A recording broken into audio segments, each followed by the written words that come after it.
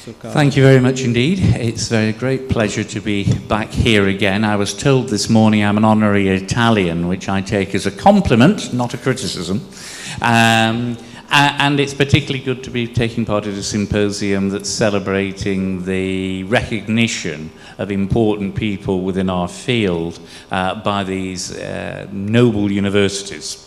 I've been charged with talking about cardiovascular outcomes in randomized controlled trials. And this is the yang to Klaus's yin. You've had the exciting, interesting stuff, and I can guarantee that you're going to get some interesting stuff from the next speaker, Bill McNee. Mine is the boring part of the sandwich, where you actually try and translate these really important concepts into what we currently know. And there's always a lag behind our thinking in terms of these dramatic new events. You saw how frequent Klaus's references were on the last slide, 2011, 2012, 2013.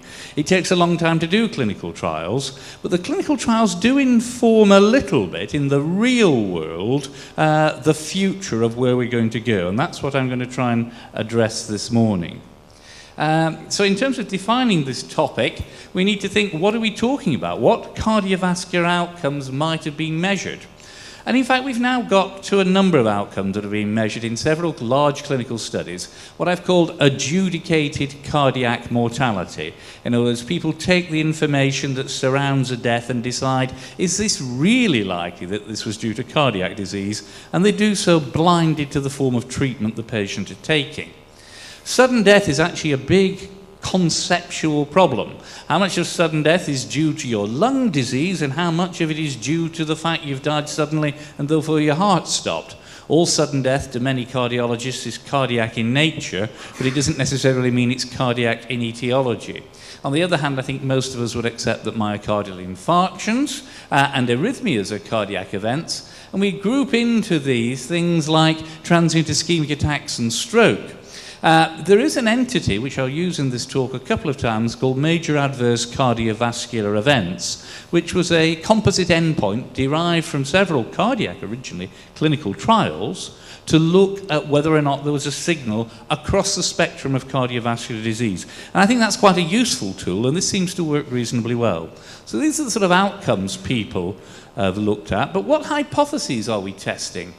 And basically, there's two themes at the moment in the data about cardiovascular outcomes in respiratory trials.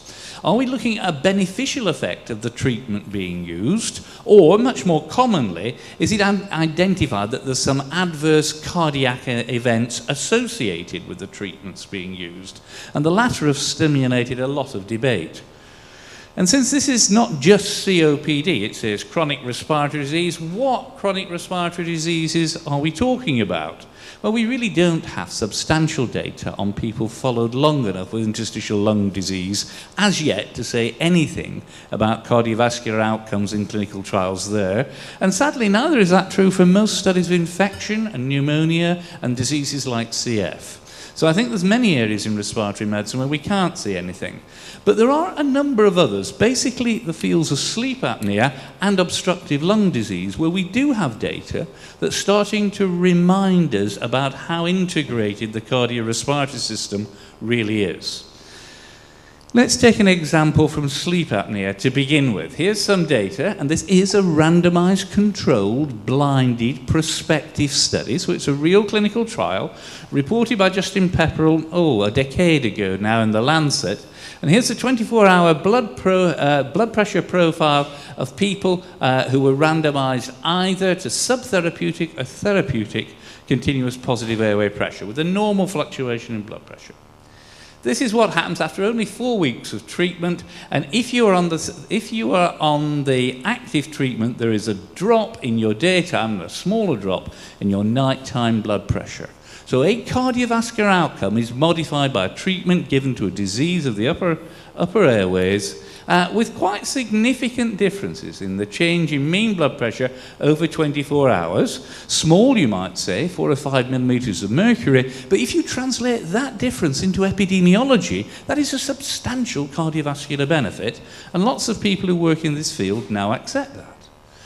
Here is a very good study, which is not truly a randomized controlled trial, and therefore perhaps doesn't meet exactly the definition, by the Spanish collaborative group, which Alvar helped set up, looking at the association of sleep apnea and cardiovascular diseases. Now we've moved a few years forward, about in 2005 in The Lancet. Here's what happened to a group of people who declined treatment, who were considered controls, and this is the incidence of cardiovascular death and the incidence of non-fatal cardiovascular events. And you'll see that people who went on to CPAP treatment had lower events of these things over the course of an extended follow-up period.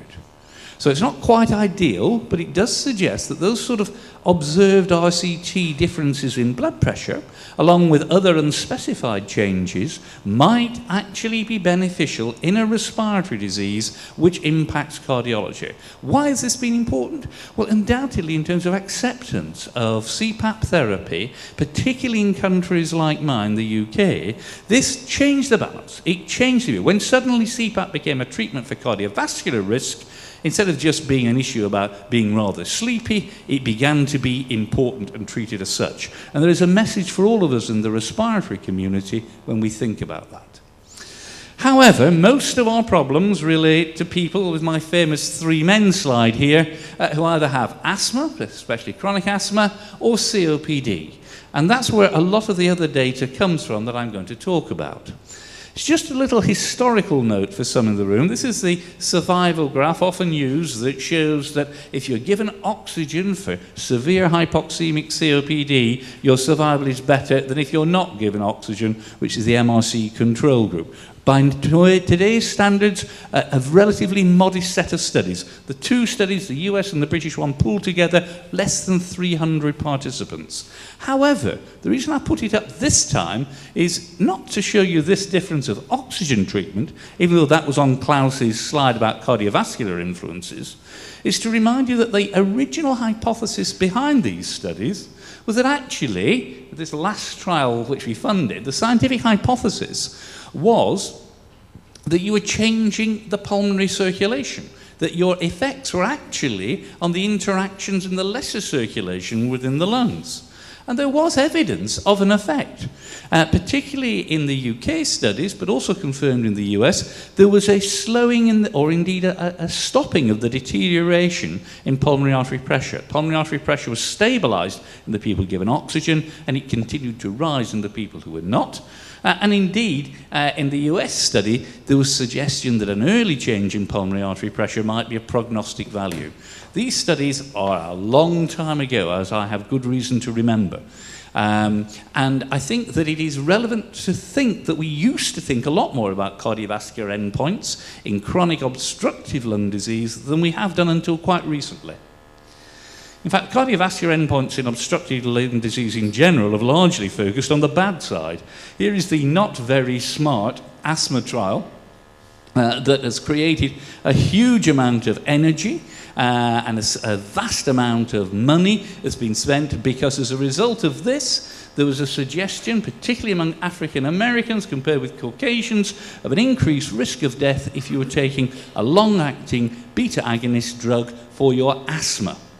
Now, this probably is not true, and I'd argue that, again, in a more recent study from Richard Beasley in Thorax, where they independently analysed the entire data set of studies of asthma with salmeterol, they found that 35 asthma deaths occurred in 275 studies, encompassing over 100,000 patients.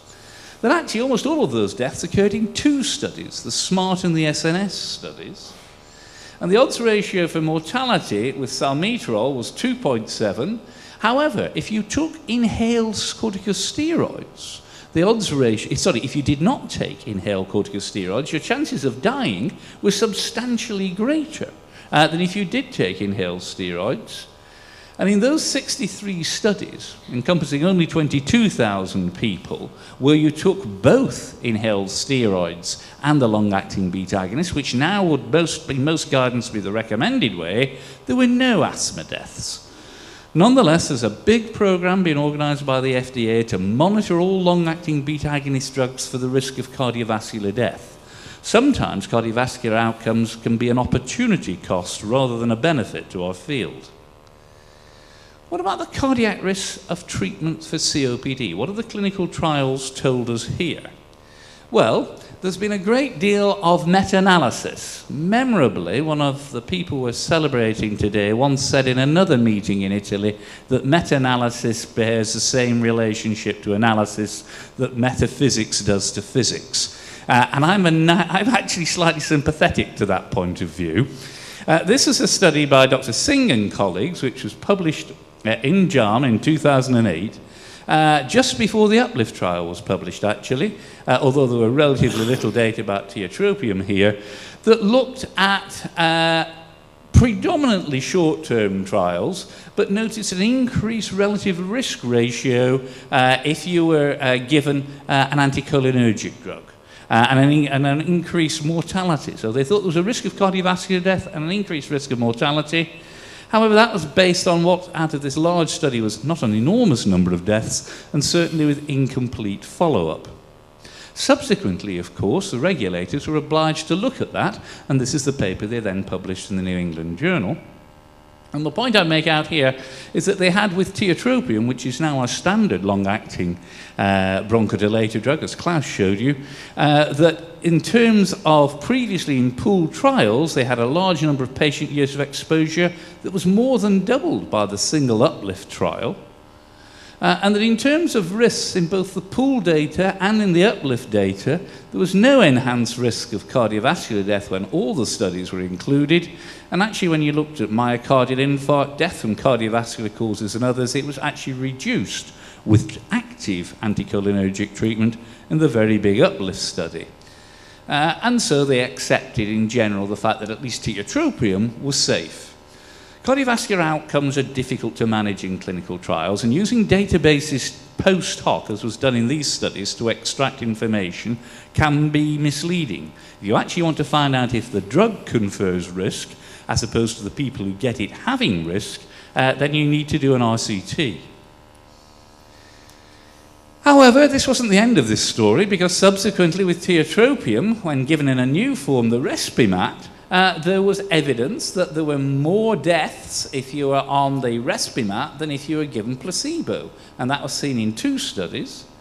Though in practice, the total number of Respimat deaths in these registration clinical trials was 120. But there were wide confidence intervals as to whether it was significant. And probably this difference was driven because, by chance, the event rate, the number of deaths in people taking placebo, were quite small. That did not stop a meta-analysis of the data, exactly those same data, being published in the BMJ, again by Dr. Singh and colleagues, telling us that there was a major risk from taking tiotropium, which I've just shown was previously had a clean cardiac bill of health, that there's a risk from taking this in this new format, the Respimat inhaler, the soft mist inhaler. And there were calls that this drug should be banned, and it was obviously scandalous that this dangerous drug was being promoted by the wicked pharmaceutical companies and trying to increase the risks of cardiovascular death in people with lung disease. So we did a study involving over 17,000 people, followed on average for over 2 years, and that was the risk of death on people taking the HandiHaler, and that was the risk on 2 doses of the tiotropium given through the Respimat. And I think you'd agree that there's no difference in risk over time. And yet again, this particular danger of treatment in cardiac disease turns out to be overstated.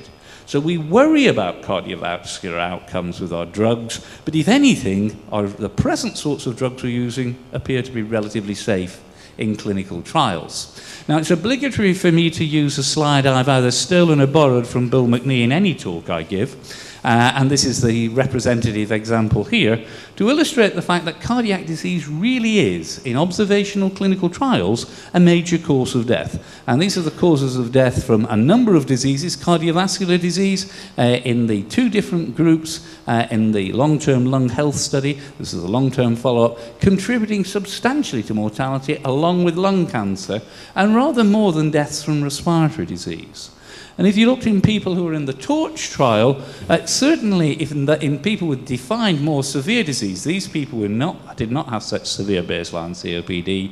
In the more severe disease, cardiovascular disease accounted for about a quarter of deaths in this clinical trial population. So there are signals that we can measure and examine and ask whether our treatments influence cardiovascular death. Now, we all know what happened in the famous TORCH study, that the average mortality didn't reach the pre-specified significance level, even though there was a difference compared with placebo. And we could talk all day about that, and I frequently have. But within the TORCH data, we did have adjudicated endpoints. These were not powered to show differences with treatment. But the point I want to make here is that, yes, we saw a difference with a combination of the beta agonist and steroid compared with placebo on pulmonary, not significant. But we also saw differences, including the anti-inflammatory treatment, compared with placebo in cardiovascular deaths. And so when we looked at that in a separate analysis subsequently, now actually looking at cardiovascular deaths seeking a favourable effect of treatment, we found that the probability of having a cardiovascular adverse event, not death this time, but an adverse event, was lower if you were on the most effective treatment in this study. That was true whether you had prior cardiovascular medication. And interestingly, in about the 10% of people who had a history of myocardial infarction beforehand, there was a significant partitioning between people who were taking an anti-inflammatory therapy in their regime and those who were not, either placebo or the bronchodilator alone, suggesting, at least in terms of a time to a cardiovascular adverse events, the anti-inflammatory therapy might, some of those theoretical reasons we heard before, might be translating into an improved benefit. This is a post hoc analysis. This is not something you can take as gospel. It should stimulate thinking, and indeed it has. For instance, when you look at that other anti-inflammatory agent you heard about before, which was roflumilast, the one which affected GLP-1 and lowered blood sugar, lo and behold, when you look at a large data set of adverse cardiovascular events, this time using the MACE definition I mentioned earlier on, you see a 35% reduction over the course of the study period. These were one-year studies by and large, not the more extended period in TORCH. Nonetheless, it does fit with the idea that maybe modulating inflammation in the lungs, and in this case modulating inflammation systemically, certainly with drugs that reduce exacerbations, might improve cardiovascular outcomes. And that would fit in as well with what I showed you previously about the data from UPLIFT. And just to remind you, that both in terms of endpoints, cardiovascular events, in terms of the composite endpoint and the fatal composite endpoints, there were fewer events if you had an effective long-acting bronchodilator. So maybe it's not just inflammation you modulate, maybe it's actually drugs that cut down exacerbations. And I think that's one of the challenging things about this field that says what might be the mechanism that is crucially underpinning this. So now, bravely, one pharmaceutical company's taken on the task of studying mortality and morbidity in COPD in a very large number of people, and there's data about that published in this paper in the ERJ by Joran Vespo. Not quite as big as TORCH, but 16,000 patients with moderate COPD defined spirometrically and a background increased risk of cardiovascular disease, randomized to placebo, an inhaled steroid, an inhaled long-acting beta agonist, and the combination, and being followed until 1,000 deaths have occurred. And the intention is then to compare the death rate in the people in the placebo limb with the people in the combination limb, anticipating that that will show the greatest difference. It's an intention to treat follow-up, there's an adjudication procedure both for deaths and cardiovascular events, and its key secondary outcome is the incidence of MACE. And this study is ongoing, and in about 2 years, we hope, will give us an answer which will tell us whether randomized controlled trials really are impacting on cardiovascular outcomes in the way that we thought. But maybe in truth, the future is to think about other sorts of randomized controlled trials, and this has been hinted at already. This, of course, is a well-known study by Mancini and colleagues published in the Journal of the American College of Cardiology, which looked in a large database at the rate of hospitalization for COPD, myocardial infarction, death, or the combination, according to whether or not people used a variety of treatments, ACE inhibitors, A2 inhibitors, statins, or all of the above. And what you see is that actually, if you're on a statin, you had fewer hospitalizations for COPD, you certainly had fewer myocardial infarctions, and that fits in with the data we saw from on the peripheral arterial disease before. You were less likely to die, and indeed you were less likely to die or have a heart attack. So these cardiac treatments in this sort of databases do suggest that there may be benefits, exactly as was outlined in Klaus's first talk. And the challenge for the future, which is why I said the future, is to translate this sort of observation into manageable controlled trials, which will give us strong evidence that will dictate clinical practice about how these drugs should be used in patients with chronic obstructive lung disease and perhaps other respiratory conditions. So, what would I say? Cardiovascular outcomes are legitimate endpoints in respiratory treatment trials. I really want to strengthen what you've heard already, that we shouldn't just live in a silo of we're interested in chest disease, they're interested in cardiac disease, we're all interested in patients. I think there's pretty clear evidence that some things chest doctors do really help cardiovascular outcomes. And obstructive sleep apnea is one of the best cases where we've got abundant evidence now and mechanistic evidence to show that this is what happens. I think inhaled long-acting beta agonist use is actually safe in people with asthma, at least in people with asthma who are taking inhaled steroids, but that's not stopping us going through a lot of regulatory pain to confirm that. I believe that inhaled treatments are safe in COPD, irrespective of how you deliver them. And that message seems to be likely to extend. So we're not generally looking at risks of the treatments we give in terms of increasing cardiac risk. Rather, to the contrary, it may well be that treatments, anti-inflammatory and actually long-acting antimuscarinics, may reduce cardiac morbidity in COPD, and we need to understand both why that happens and to quantify it in ways that will translate into clinical recommendations. So the key message is that cardiac and respiratory disease really are connected. It all happens inside the thorax. And that treating one may well improve the benefits in another. Perhaps it's a simple message to remember the patient is a whole person, and whilst we are interested in one system, they are interested in what's going to happen to them, which happens in 100% of occasions to them if it's their disease we're trying to modify. Thank you very much. Thank you, Professor Calverley, for your very interesting and comprehensive presentation. Any comment, or please, Professor?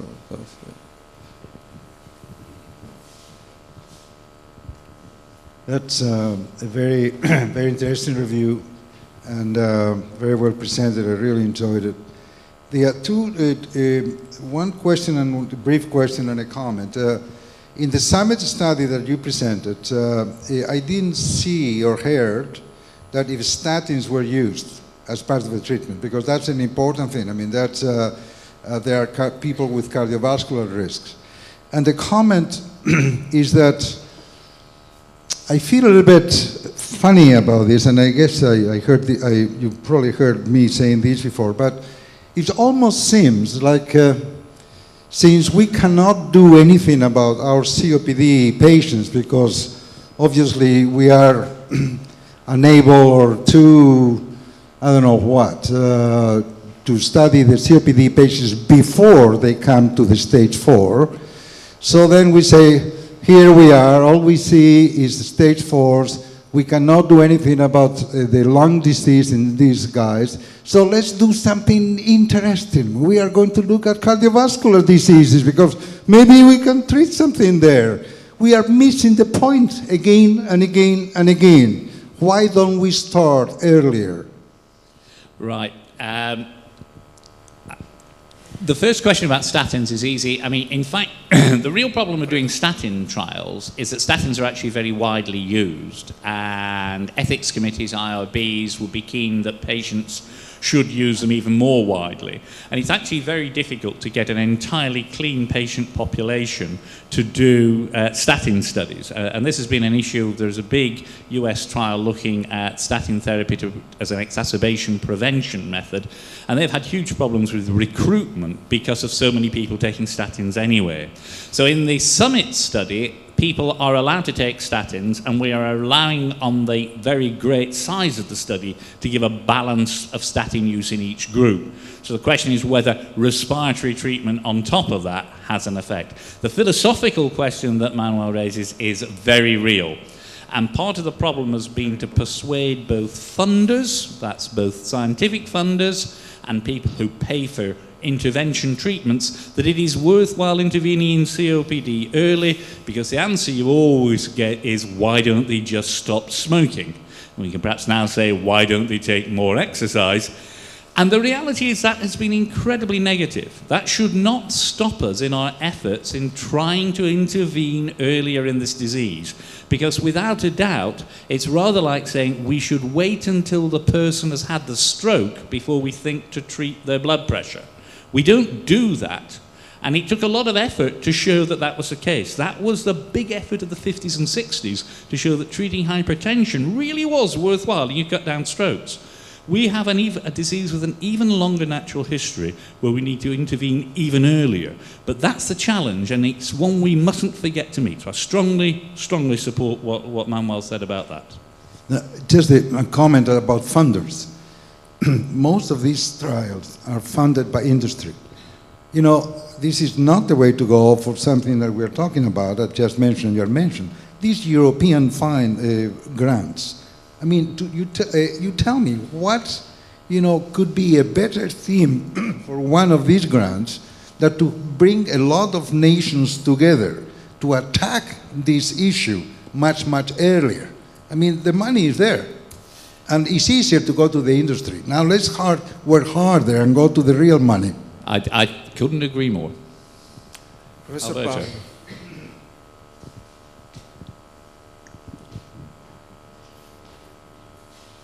Thank you, Peter. Very nice presentation. A short question on the asthma side.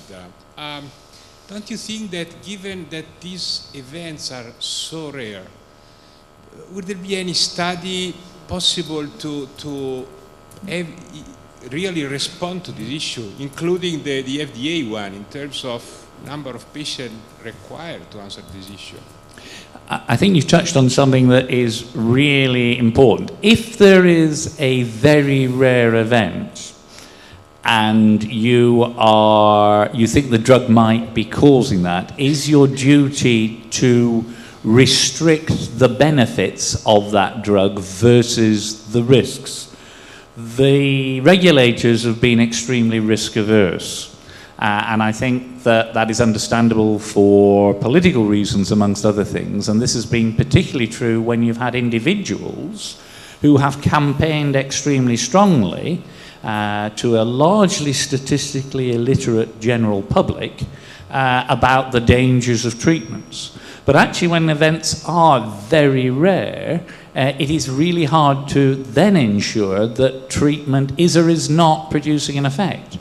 I think that most of the inferential data present, I think, in asthma, is that actually what you're seeing is poor asthma control in people who are not using optimized treatments. And if anything, the database reviews that I don't greatly favor for most purposes, but that's the only thing you can use, are reassuring. However, I think that the big asthma studies are I think, still underpowered to show an effect, but they are a matter of being seen to do something. So it's politics rather than science, I suspect.